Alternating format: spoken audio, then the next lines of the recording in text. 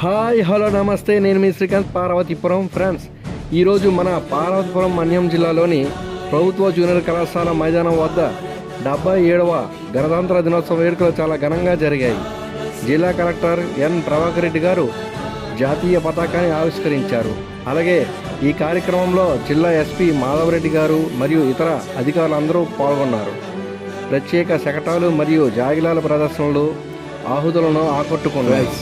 నాకైతే మన ఆగస్టు 15 స్వాతంత్ర దినోత్సవం రోజున మరియు ఈ జనవరి 26 రిపబ్లిక్ డే రోజున జెండా ఆవిష్కరణ జరుగుతున్నప్పుడు ఉంటుంది ఒక ఫీలు.